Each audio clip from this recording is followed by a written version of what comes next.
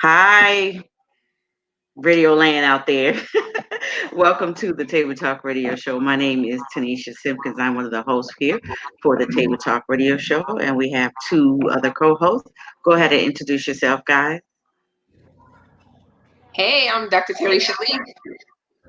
Hey, I'm Pastor A. What's going on, family?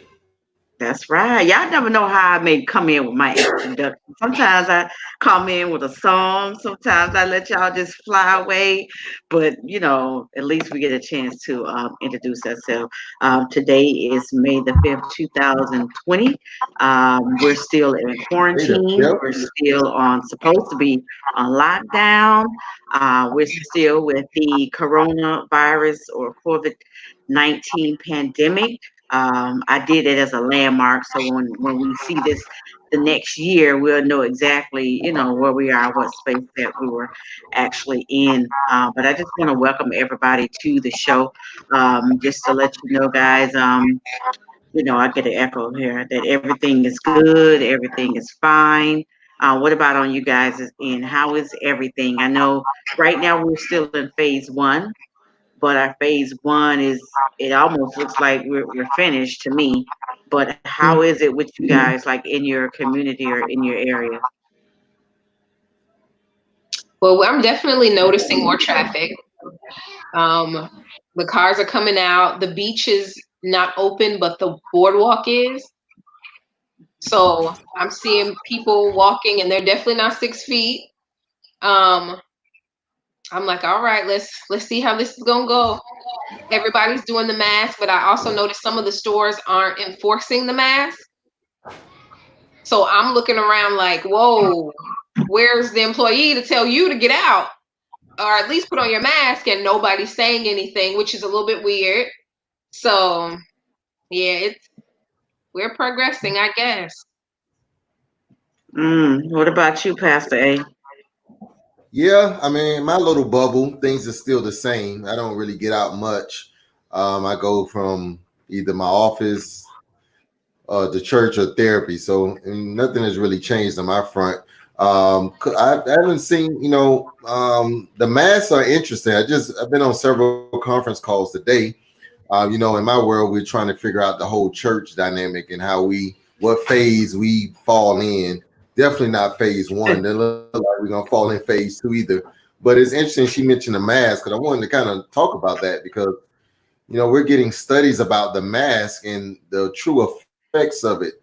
From a medical perspective, many are suggesting that the masks are not as effective as we think they are, especially the ones that are not the N95. Basically, if you don't have that on, you just kind of, you still at a high risk, really. So it's just been it's just different dynamic.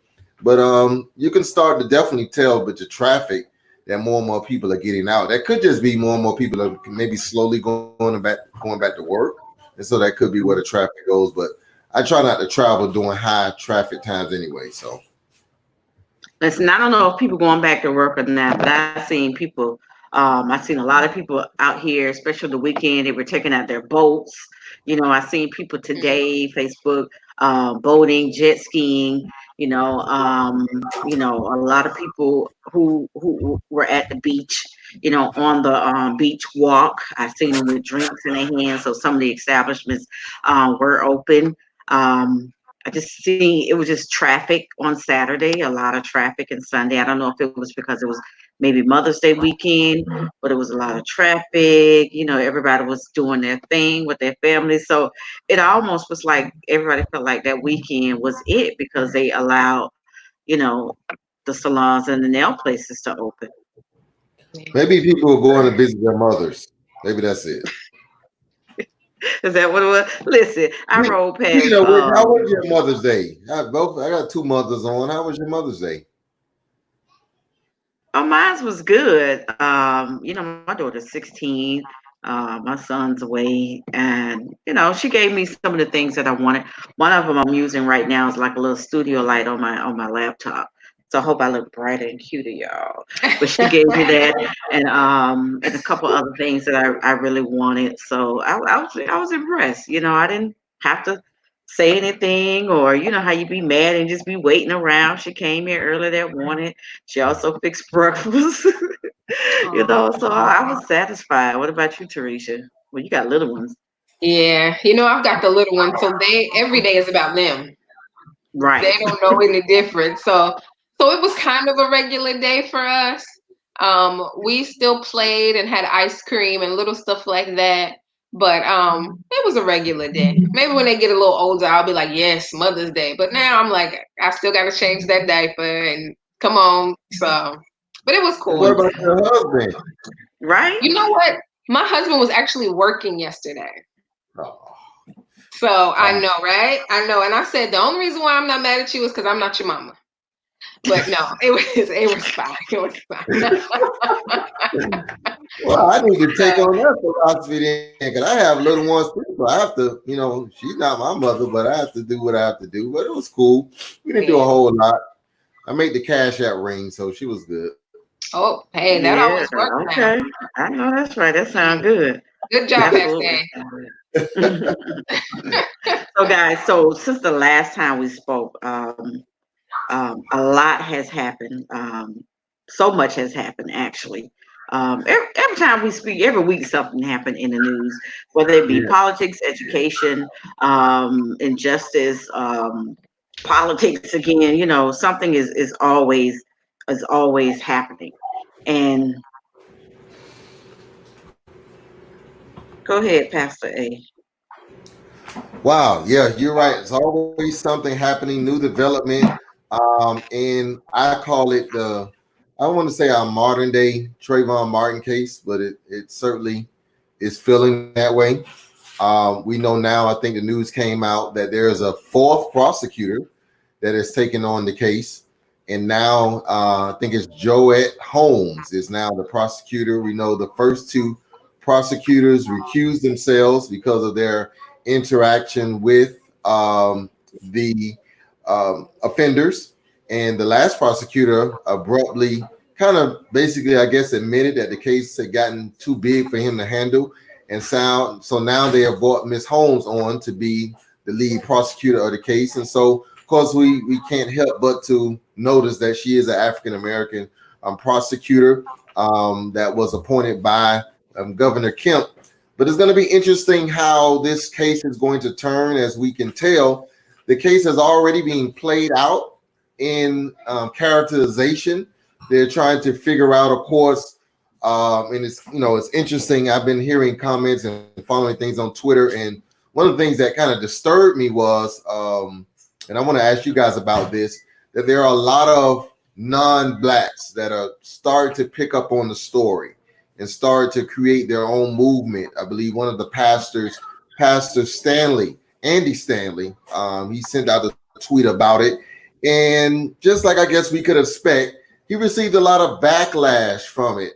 One person, I don't know if they were a parishioner, but they said that, they said they were missing something, that these gentlemen tried to stop this young man and ask him questions, and he refused to comply. And so they're trying to figure out what's the issue. And my issue is, why all of a sudden do we have to comply with law enforcement officers, strangers who are chasing you down in a pickup truck with shotguns and rifles, but now we're supposed to comply. And so you can already tell how this is going to flow, and it's eerily resembling of the Trayvon Martin case.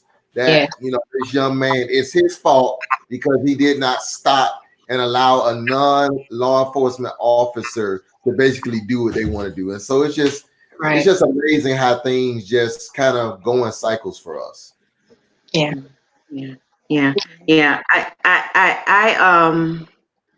It's very hurting. It's very hurting, from the whole scene itself. If you've seen the actual video itself, some seen it, some refuse to see it. But the hurting part about it is all the commentary that comes with it, whether it's some of our Caucasian friends or some of our Black friends. I'll say it like that. Some, like you said, the Andy Stanley is supportive of justice, I would say, or exactly what may have happened. And my question would be, do we expect those to say something? Do we expect, like, I'm from a diverse church, so there's white, blacks, all different types of races. Do we expect that pastor to say something, or do we expect, people who, who have certain music, that listen to our music, and predominantly black, do you expect them to say something because they cater to, or they in company of, or they support the black race? Do we expect them to say something? Go Yeah. ahead. Absolutely. I expect it not only from non-African Americans, I expect it from African American pastors. And there's nothing more offensive to me than to walk into a church where everyone looks like me and the church to declare this is not a black church. I understand we want to get past race, but we can't get past it if we don't acknowledge it.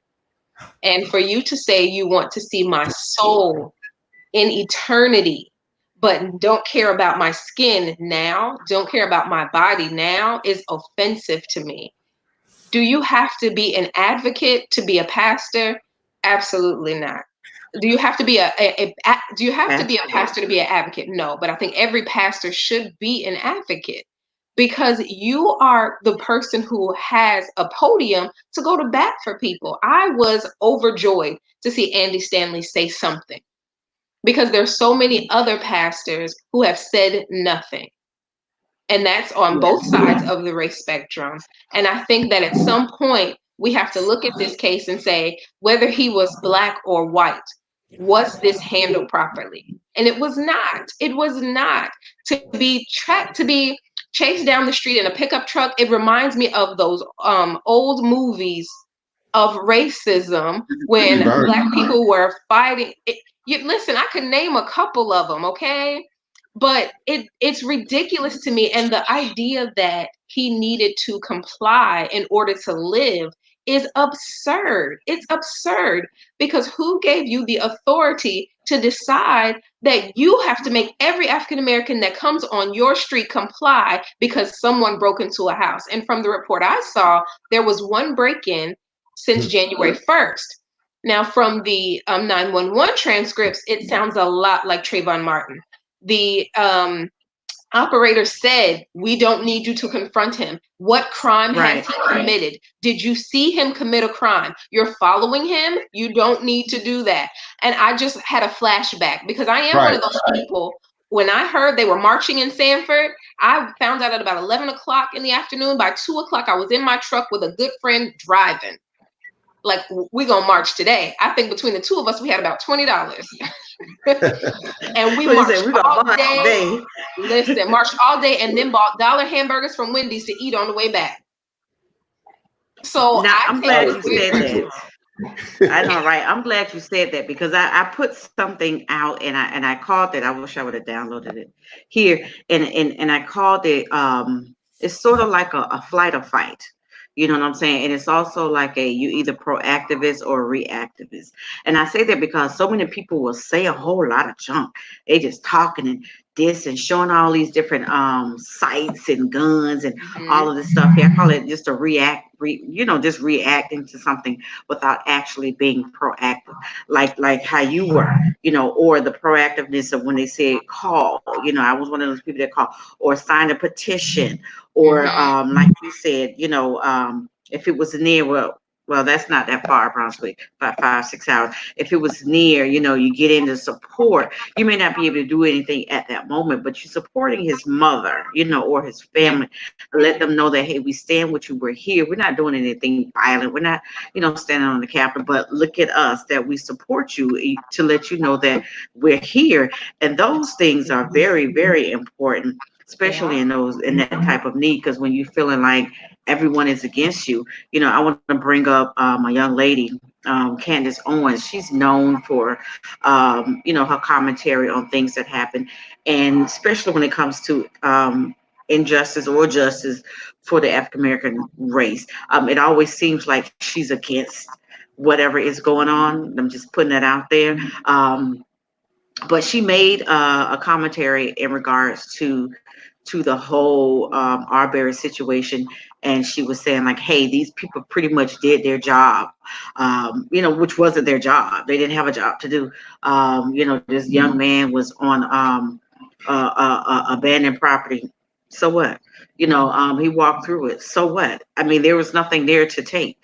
Even when the operator, I heard you, Teresa, operator asked the young man, what did he do? He had no answer. He didn't do anything. Oh, he's at an abandoned building. He spoke those words from him also, and said that. So and begin to go on and on and on and put a fire in you to make you think like your head to the side, like, really, sister? You know what I'm saying? Like, do I call you sister? I don't know. Do I call you sister? Like, like, what's up? Like, what are we doing?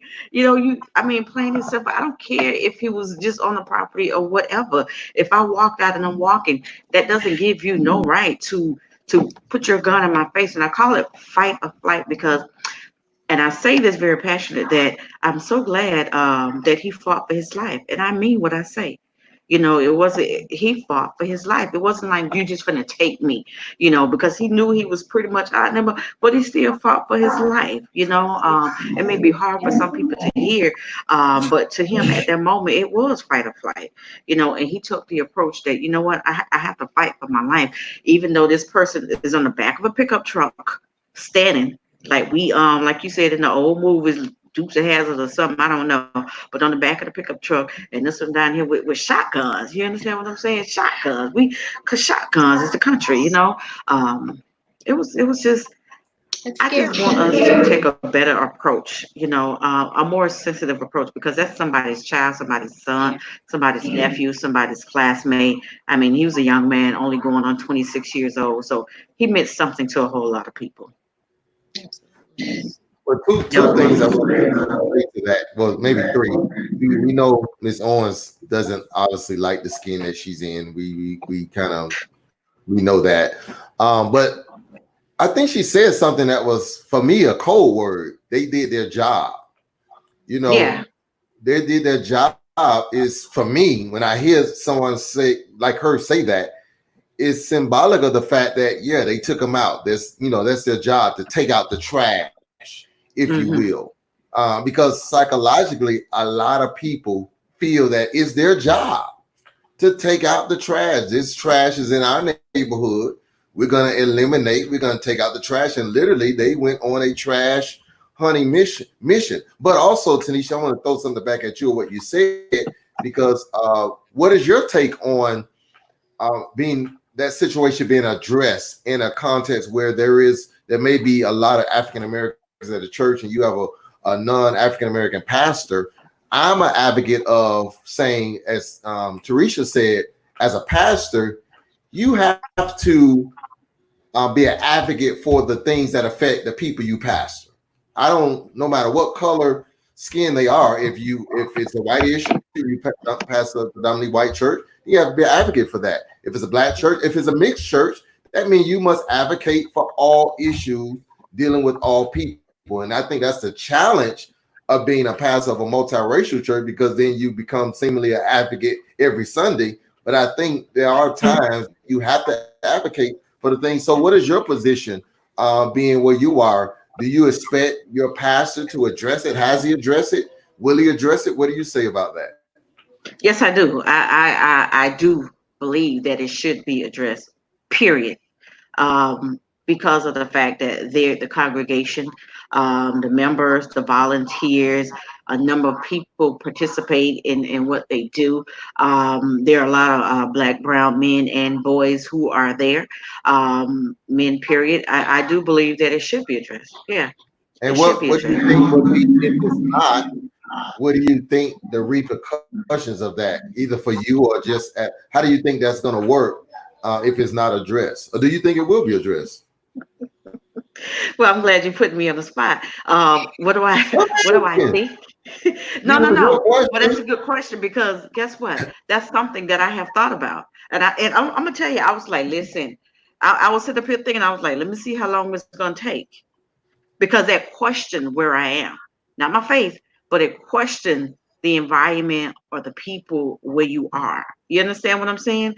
Because if I'm going back for you when it comes to serving and, serving in the church and serving in the ministry, those type of things, this particular situation, I know you're saying like a every Sunday type of thing. No, this particular situation is a special situation. It should be addressed. It should be acknowledged. It should be some type of conversation. I don't know if it's 2 lines, 3 lines, 4 lines. It needs to be mentioned. This is where this pushback. And I didn't even address the pastor who pastors, maybe a black pastor. There's very few, but there are some that pastors, if not a predominantly white church, a lot of that are on major platforms. I just say that. And so a lot of people, white people, non-African Americans, I should say, are following them.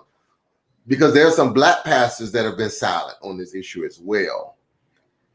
And Teresa, you mentioned that. And it's because they don't want to shake up the establishment. Because it's hard to be on a major evangelical platform without having a lot of non-African Americans pushing you.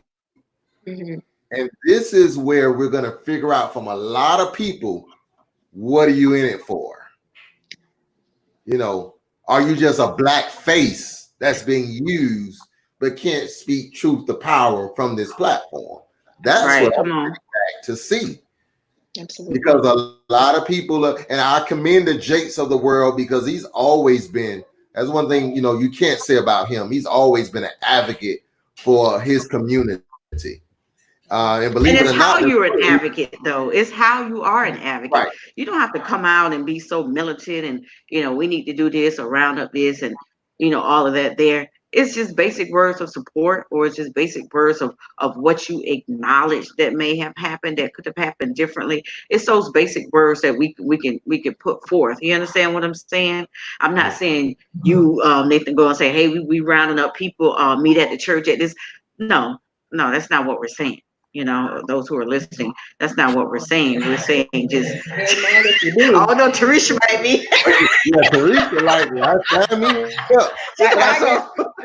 I think we talk about what our people are talking about. That's the thing. You will talk about what your people are talking about. You don't even have to state a position. I think for a loss of life, I think even Governor Kemp said that looking at the video is worth at least investigating. And that's the only place we're at right now. We're just we've been advocating, which Teresa, same thing with Trayvon Martin. At that moment, we weren't even advocating for a guilty Zimmerman verdict. At that point, it had not even him arrested. Exactly. We just wanted him arrested. We wanted them to ask some questions. Hey, what happened? Anything. So I don't think that I find it difficult for anybody that has any type of integrity that can't come out and at least say this is worth being investigated. Right. And if you can't say that, I have to question your leadership. Right. I really do. Right. I agree with you saying that. Yeah. Yeah. I mean, it's very strong to say that, go ahead. No. It's I think we sometimes underestimate how much people want to fit in and how much people want to be accepted on main platforms. And some of those major platforms.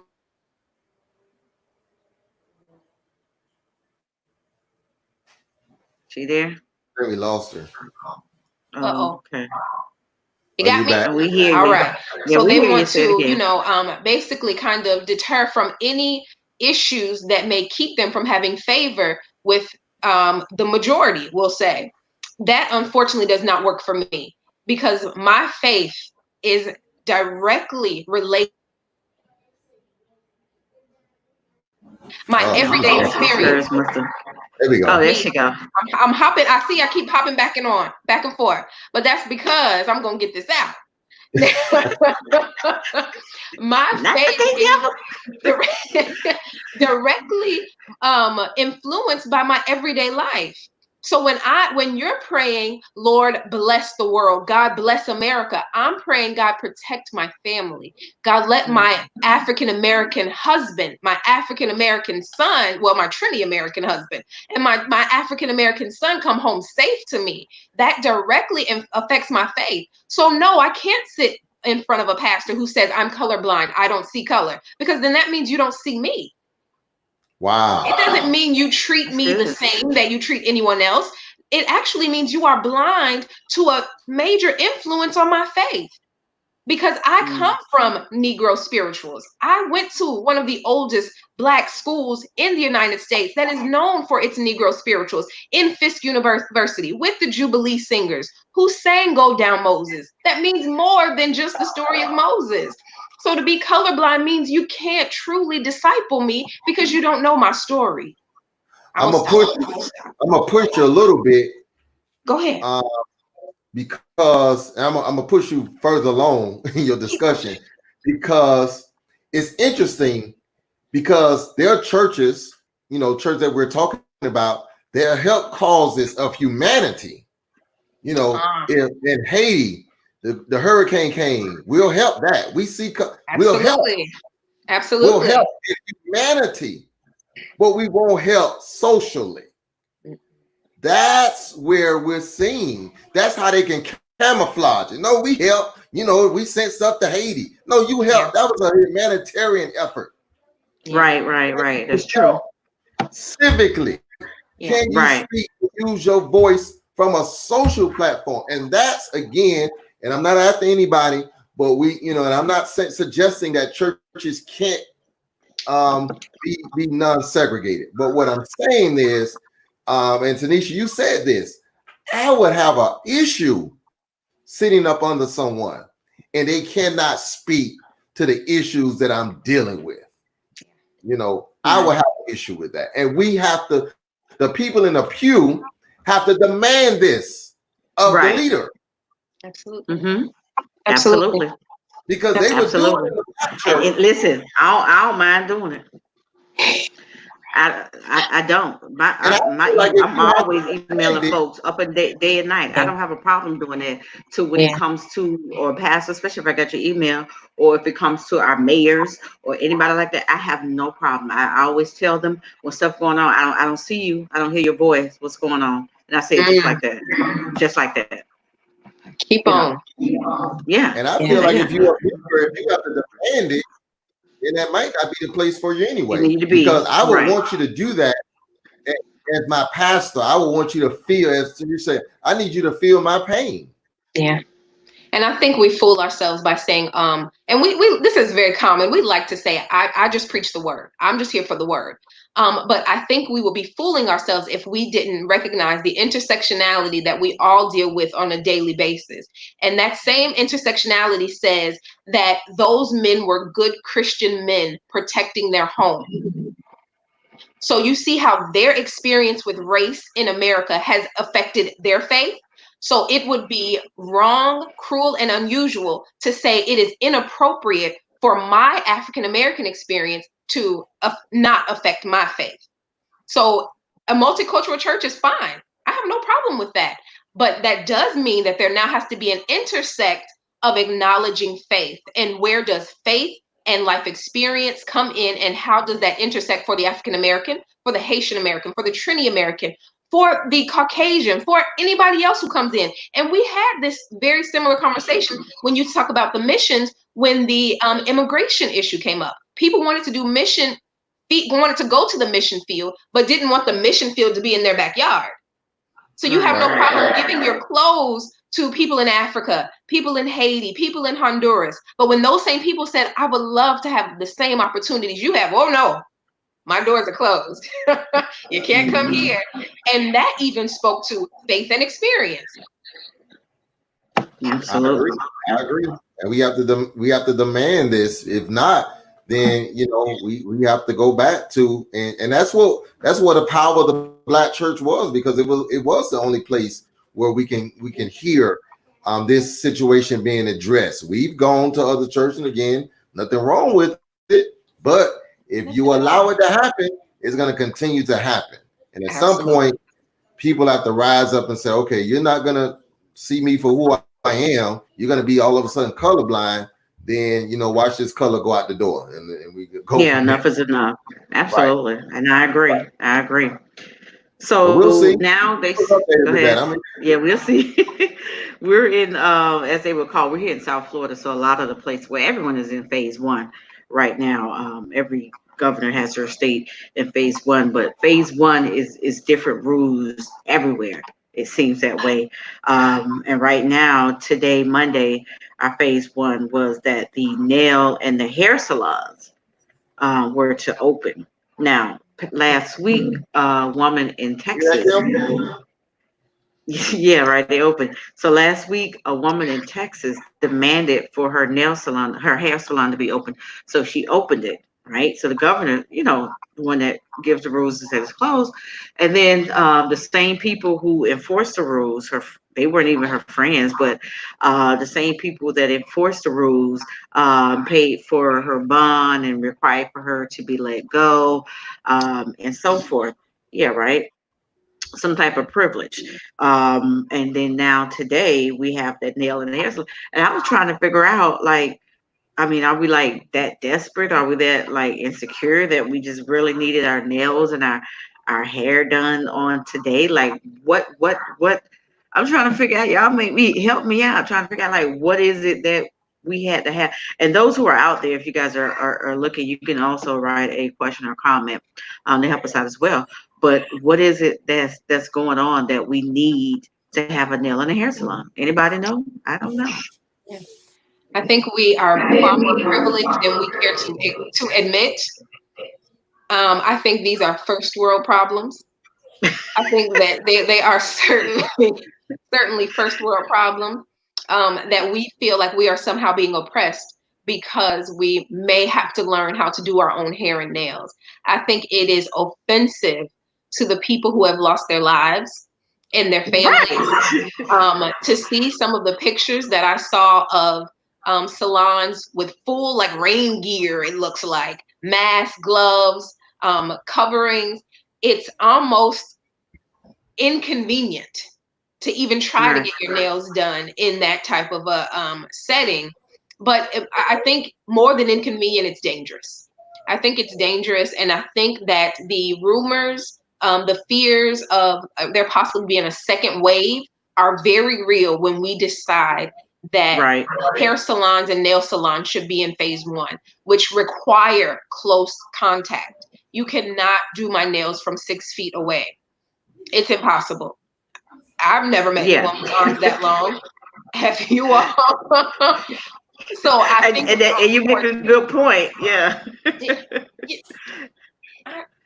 So I think the only way, and again, is we're in difficult times, but I think the only way that we can really get this under control is either we're going to, I go places now and they check my temperature before I come in, check the temperature, or have some level of tests, at least have a test result to say that I don't not. We understand that, you could have contracted it after you've taken the test, but there needs to be some level, almost like an immunization shot that I have to do for my kid for him to go to school.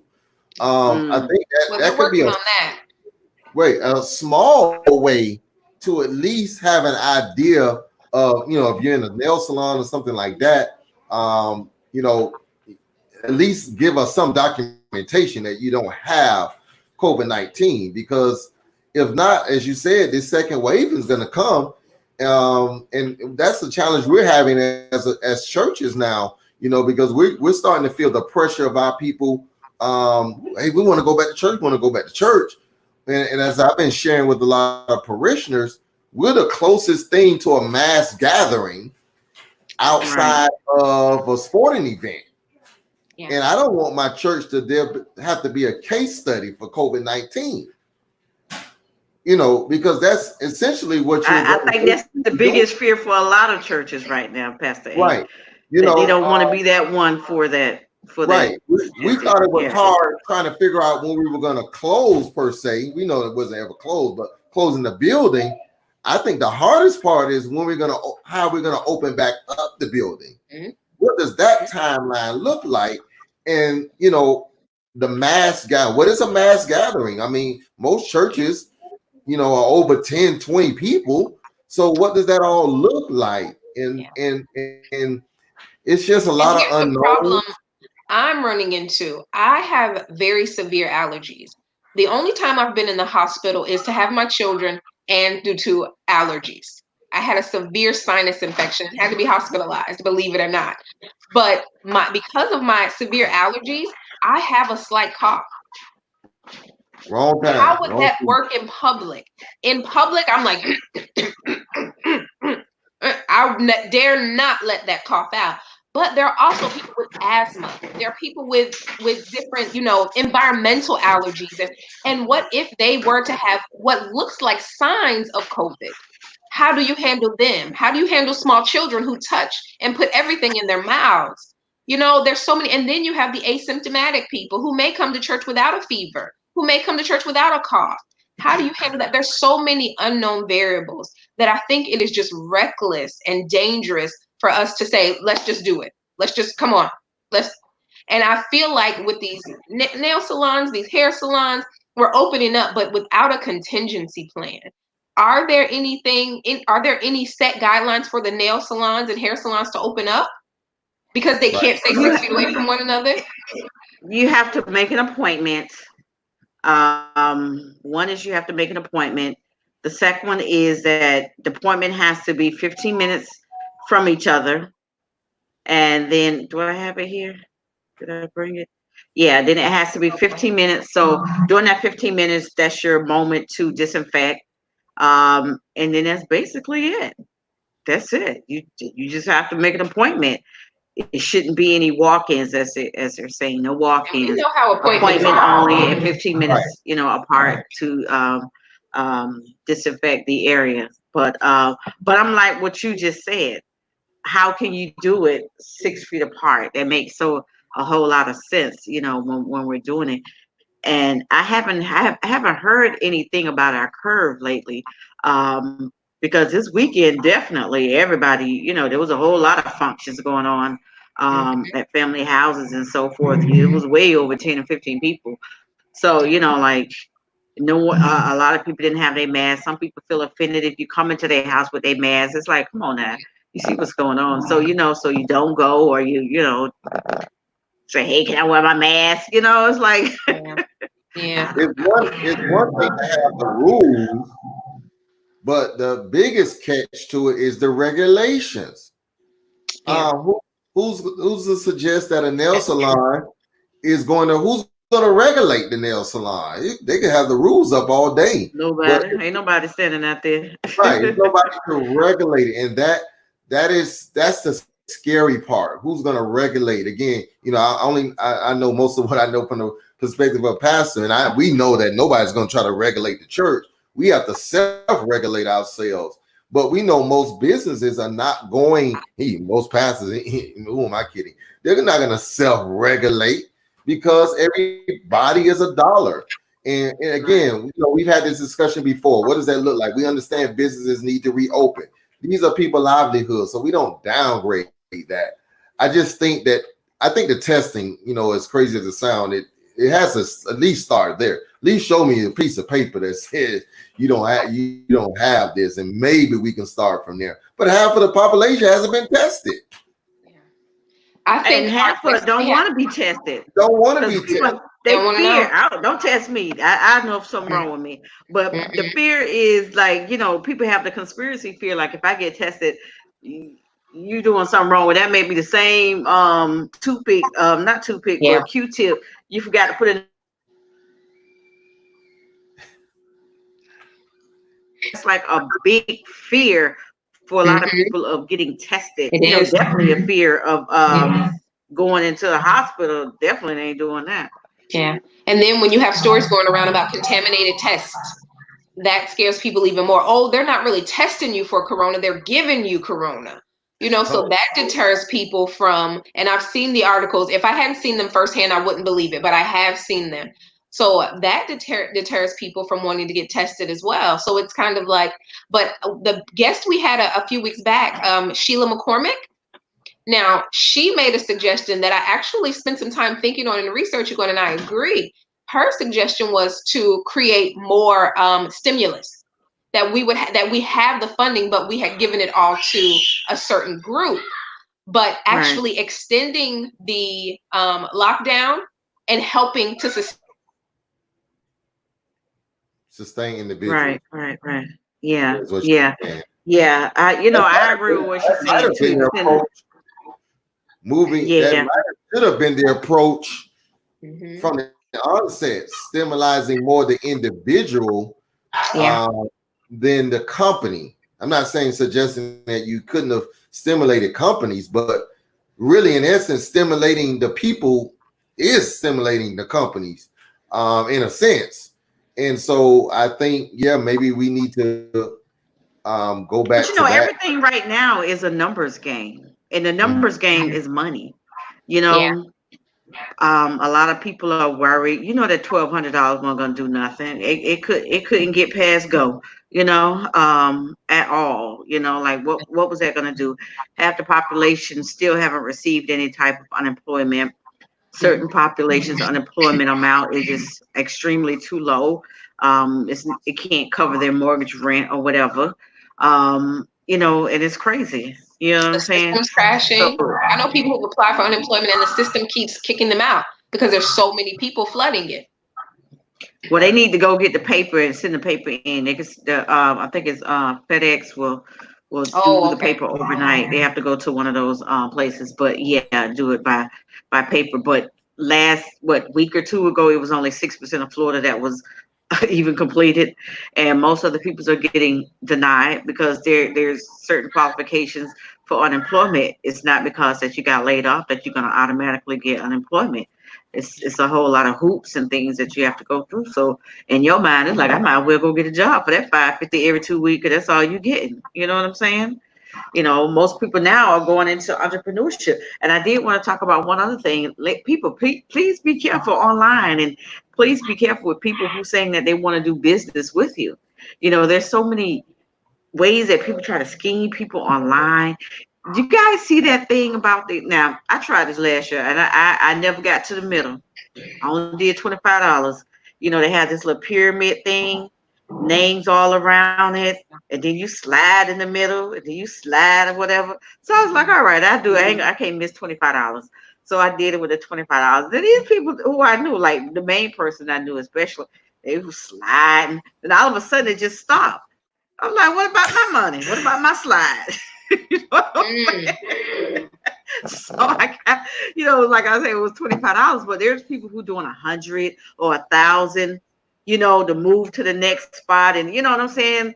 And I'm like, if you're gonna do that, you might as well just do the old-fashioned way where everybody, put in and then it goes to the next week. You might as well do that way, because this way here, where you don't know everyone, only the main person who may have invited you. But I'm not saying for everyone it's a scheme or scam, but you might not get your turn, then it becomes a scheme. Some people may have gotten their turn, but some people just may say, I ain't doing it no more. So now you don't have all the monies to make up for the next person. So you guys have to be very careful. And not only that, but when it comes to doing business, or when it comes to filling out these loans, you can fill them out yourself. There's a lot of places that'll do it for free as well.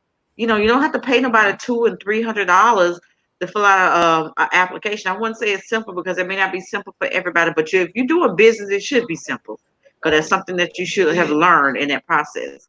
But y'all be careful. Be careful. If they out there, they out there physically too. Be careful when you're shopping. Go ahead, Pastor A. He was about to say something. I don't have 20. What? I didn't get my stimulus. I didn't even get my taxes from last year, so I'm the IRS. I don't know what's going on with that. I'm missing 2 years worth of taxes and stimulus. So wow, y'all just pray for me. I got caught up in all that good stuff, so I'm happy just to have. You're gonna want to hear this, Teresa. You're gonna want to hear this. All right, so I'm gonna put this out there for everybody, right? So I got a check in the mail, right? It wasn't a $1,200 stimulus. It was a check in the mail. So I'm like, I got a check in the mail. I'm like, shoot, Heck of me, I'm getting nervous. Like, let me send me no second check because I'm going to send it back. Open the check. All right. And then at the bottom of it, give an explanation. It's from my student loan. It gave me my refund that I paid back to me. I don't know why. So what I paid, I paid off my student loan, right? Because it was like one with a little bit of, 1,000 something. I said, let me finish this off. It sent it back to me. All right. So let me tell you the joke. That's what we say, guys in the South. So here's the joke. So today I get a notification. Bing. I'm very good at trying to keep my credit right. Your credit, a difference in change. So I'm like, us, we be trying to hurry up and see what they talking about. Went down 10 points. Now 10 points ain't a lot to a lot of people because some people go down 40, 50. But for some people it's a big deal. 10 points. I look, they gave it back. However, it's not in deferment. I say, well, wait, what? So it made my credit, and I got 10 points down. Yeah. Yeah. I don't know if this happened to anybody else, if they paid in. I don't know if there was something they was doing because it was. No, because when I call later, right now, if you owe anything on your student loan, it's interest zero right now. They have an extension you don't have to pay. That's for anybody. You understand what I'm saying? But I guess because I paid it maybe within the same month of what was going on, I don't know. Or right before it, basically, because I was just doing a whole lot of stuff and paid it before then. They sent it back to me. But then I guess I should have called when they sent it back to me, because it wasn't that long ago they sent it back to me. But when they sent it back to me, now I need to call them, because this happened today. I need to call them and put it in some type of but I thought it wasn't a deferment, right? And zero. I don't understand, because when I looked it up for the credit thing, that's what it said. Yeah. I'm like, what's up with that? I ain't like that. Well, they can't get it back now because I don't spend some. I ain't spent all of it, but I can get it back. I'm waiting to get anything back. I mean, I don't know what I did. I think my wife must have made Uncle Sam mad or something. We're notorious for filing. We file late all the time, but it's not a problem. But we filed in December for 2017 to 18, and we haven't received a dime back. And it's got caught up with and because we didn't get that back, the stimulus has kind of been iffy with that, and so we just waiting. I'm hoping to get some compounding interest when they do decide to release. And the IRS is closed, so so you're gonna be waiting. Right, I'm gonna be waiting, man. That's why I'm advocating them opening back. I know, right? Can they work from home? Something, give them a laptop, anything. Okay. So guys, so this weekend we had quite a few national deaths, I say, that's been in the entertainment or Black entertainment. Or I would say those are famous people. First we heard of Little Richie. I don't know where order. I know Betty came last, but Little Richie from Macon, Georgia. Everybody knows Little Richie, or Little Richard, as they would call him. That's his name, actually, Little Richard. From Macon, Georgia, was a rock and roll star. He said that he was the architect of rock. When I listened to him in an interview, he name dropped so many people who actually played with him or for him, and who just became even more famous than him. But he's the architect of rock. I gotta say, when it comes to music, we can invent some stuff, okay? And then there was Andre Harrell, of I think it's Uptown, who I didn't even know he was that much older than I was, but he was 59, and I think it was from a heart attack, if I'm not mistaken. I know a lot of people think when people die now, the first thing they think is they died of COVID. They got COVID, that type of thing. It was a sad situation, because one thing about it is when you love by a lot of people, it's a wonderful thing that people celebrate you. You understand what I'm saying? They celebrate you. I would hate to die and no one feels nothing, like That's crazy. But and then we had someone from my very own down here in the South here in South Florida, Miss Betty Wright. She was known as Miss B or Auntie B. I had the pleasure of meeting her numerous of times. She was the type of person, if you met her, you already knew her. It was child and that good talk. She always had good conversation. She's a very personable and like person.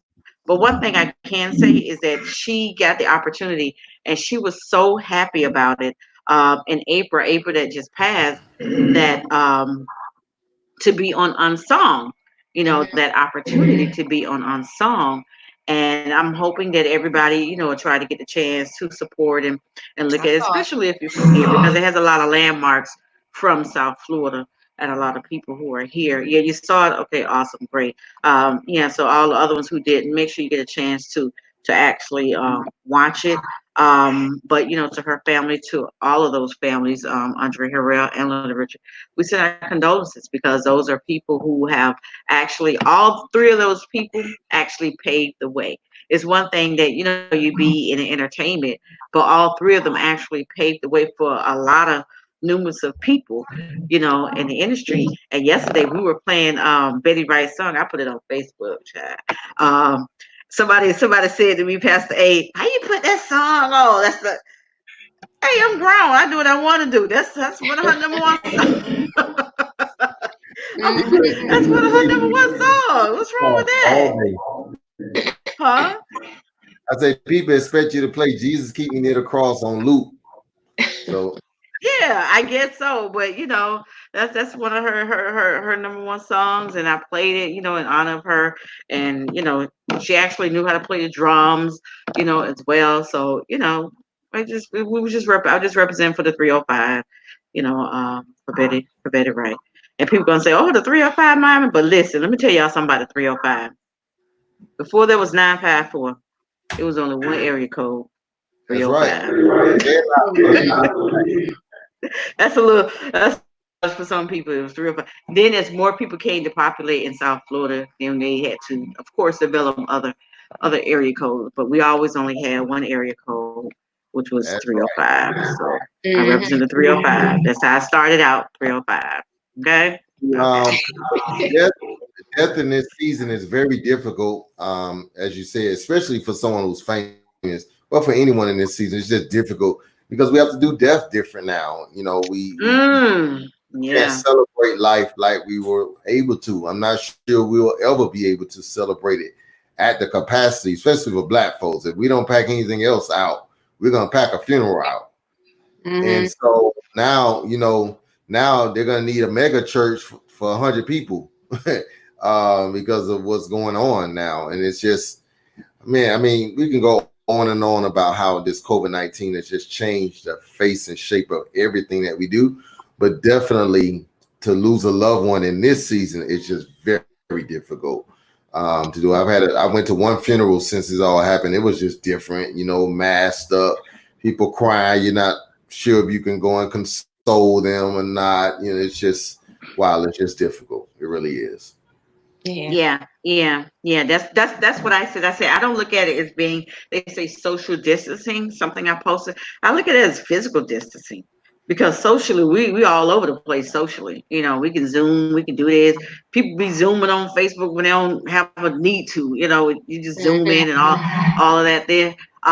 But it's not physical. So we're more or less physical distancing than we are social distancing, if they could change the name, because that's what we're not doing, physically distancing. And some people need physical distance, they really do.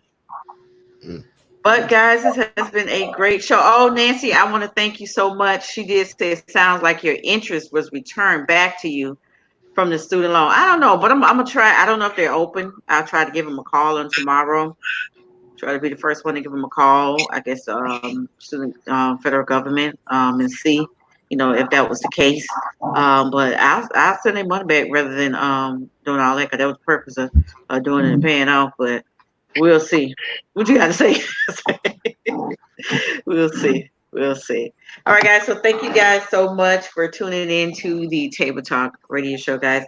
Make sure to continue to watch us on Mondays at 9 p.m. If you have a show idea, if you have something to say, you can always send myself, either one of us, inbox us or send me an email at tabletalkmediapr@gmail.com, tabletalkmediapr@gmail.com. You guys have any last things to say before we head out? I would say any announcements. Ain't nothing going on. Right, that's Have a going great on. week. If anybody knows somebody from the IRS, know it person, make a difference. Send me that number.